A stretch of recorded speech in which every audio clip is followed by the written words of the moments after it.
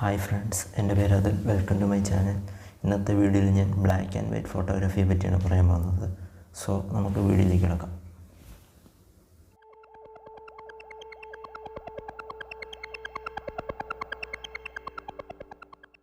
Black and white ഫോട്ടോഗ്രാഫിയുടെ ബെനിഫിറ്റ്സും അത് എവിടെയൊക്കെയാണ് use ചെയ്യേണ്ടതെന്നും എപ്പോഴാണ് യൂസ് ചെയ്യേണ്ടതെന്നുള്ള കുറച്ച് കാര്യങ്ങളും മറ്റും എനിക്ക് അറിയാവുന്ന രീതിയിൽ ഞാൻ പറഞ്ഞുതരാം.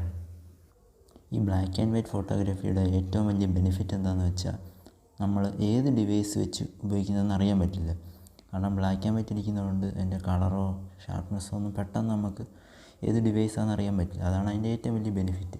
സോ നമ്മുടെ സ്മാർട്ട് ഫോണോ അല്ല ഇനി കൂടിയ ക്യാമറ വെച്ചെടുത്താലും ഫോട്ടോസ് എല്ലാം അത്യാവശ്യം നല്ല ഫ്രെയിമിങ്ങും അതിൻ്റെ കോമ്പോസിഷനും ഒക്കെ ശരിയാണെങ്കിൽ ഫോട്ടോസ് എല്ലാം ഒരുപോലെ ഇരിക്കും. അപ്പോൾ അതുകൊണ്ട് നമുക്ക് ഏത് ഡിവൈസ് വെച്ചും വളരെ നല്ല ബ്ലാക്ക് ആൻഡ് വൈറ്റ് ഇമേജസ് എടുക്കാൻ സാധിക്കും. നമുക്ക് ഏത് സിറ്റുവേഷനിലാണ് ബ്ലാക്ക് ആൻഡ് വൈറ്റ് ഫോട്ടോ എടുക്കേണ്ടതെന്ന് ചെറിയൊരു കൺഫ്യൂഷൻ വരും. അതുകൊണ്ട് എന്താ ചെയ്യേണ്ടതെന്ന് വെച്ചാൽ, എപ്പോഴും കളറിൽ, അതായത് നോർമലായിട്ട് ഫോട്ടോ എടുക്കുക. പിന്നീട് ഏതെങ്കിലും സിറ്റുവേഷൻ വരുമ്പോൾ നമ്മളത് black and white filter apply ചെയ്ത് നോക്കാം. അപ്പോൾ നമുക്ക് മനസ്സിലാവും ഫോട്ടോ കൊള്ളാവോ ഇല്ലെന്ന്. അങ്ങനെ കുറേ ഫോട്ടോസ് നമ്മൾ എഡിറ്റ് ചെയ്ത് നോക്കുമ്പോഴത്തേക്ക് പിന്നെ നമുക്കൊരു ഐഡിയ കിട്ടും ഏതൊക്കെ ഫോട്ടോസ് ബ്ലാക്ക് ആൻഡ് വൈറ്റ് ആക്കാൻ പറ്റില്ല എന്നൊക്കെ. നമ്മളൊരു ബ്ലാക്ക് ആൻഡ് വൈറ്റ് ഫോട്ടോ എടുത്ത് നോക്കിക്കഴിഞ്ഞാൽ നമുക്ക് ഏറ്റവും പെട്ടെന്ന് എടുത്തറിയുന്ന കാര്യം എന്ന് വെച്ചാൽ നമ്മുടെ മെയിൻ സബ്ജക്റ്റ് ആയിരിക്കും. അതായത് ബ്ലാക്ക് ആൻഡ് വൈറ്റ് ആയിട്ട് നമ്മുടെ സബ്ജക്റ്റ് എപ്പോഴും എടുത്ത് നിൽക്കും. ഈ ബ്ലാക്ക് ആൻഡ് വൈറ്റ് ഫോട്ടോസ് എപ്പോഴും എടുക്കേണ്ടതെന്ന് വെച്ചാൽ, നമ്മുടെ ഇമേജ് നല്ല കോൺട്രാസ്റ്റും ഹൈലൈറ്റും ആയിട്ട് നിൽക്കുന്ന സമയം, അതായത് ഇപ്പോൾ ഒരു നല്ല വെയിലുള്ള സമയത്ത് എന്തെങ്കിലും ഡാർക്കായിട്ടുള്ള ഒബ്ജക്ട്സ് നിൽക്കുന്നു, അപ്പോൾ നമുക്ക് കറക്റ്റ് കളർ അവിടെ കിട്ടില്ല.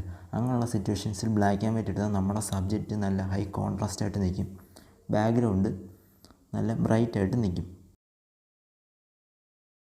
ഇവിടെ ഇപ്പോൾ നിങ്ങൾക്ക് ഈ ഫോട്ടോ കാണുമ്പം മനസ്സിലാവും അത് കളറായിട്ടിരിക്കുമ്പോഴും അതിനെ ഞാൻ black and white filter apply ചെയ്ത് എഡിറ്റ് ചെയ്യുമ്പോഴുള്ള വ്യത്യാസം. ബ്ലാക്ക് ആൻഡ് വൈറ്റ് ആക്കിയപ്പോഴത്തേക്ക് അവിടെ സബ്ജക്റ്റിന് കുറച്ചുകൂടി ഒരു യുണീക്നെസ് വരുന്നുണ്ട്. കൂടാതെ ഈ പലയിടത്തായിട്ട് കളർ മാറിക്കിടക്കുന്ന സബ്ജക്റ്റിന് നമുക്ക് ഒറ്റ കളറാക്കി കൊണ്ടുവരുമ്പോഴത്തേക്ക് അവിടെ ഒരു പ്രത്യേക എഫക്റ്റ് വരികയാണ് ചെയ്യുന്നത്.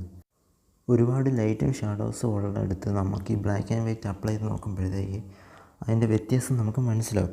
അപ്പോൾ നിങ്ങളെന്താ ചെയ്യേണ്ടതെന്ന് വെച്ചാൽ, നിങ്ങളുടെ കയ്യിൽ നിങ്ങൾ കൊള്ളത്തില്ല എന്ന് പറഞ്ഞ് റിജക്റ്റ് ചെയ്തിരുന്ന പഴയ ഫോട്ടോസ് എല്ലാം എടുത്തിട്ട് ബ്ലാക്ക് ആൻഡ് വൈറ്റ് ഫിൽറ്റർ ഇട്ട് അപ്ലൈ ചെയ്ത് നോക്ക്. നിങ്ങൾക്കപ്പോൾ ഒരു ഐഡിയ കിട്ടും എവിടെയൊക്കെ ബ്ലാക്ക് ആൻഡ് വൈറ്റ് യൂസ് ചെയ്യണം വേണ്ട എന്നുള്ളത്. നിങ്ങളെന്തായാലും ഇതൊന്ന് ട്രൈ ചെയ്ത് നോക്ക്. തീർച്ചയായും നിങ്ങൾക്ക് ഇത് ബെനിഫിറ്റ് ആയിരിക്കും. ഇതുപോലെ ഫോട്ടോഗ്രാഫിയുമായി ബന്ധപ്പെട്ട പുതിയ വീഡിയോകൾ ഞാൻ വീണ്ടും വരും. So stay tuned.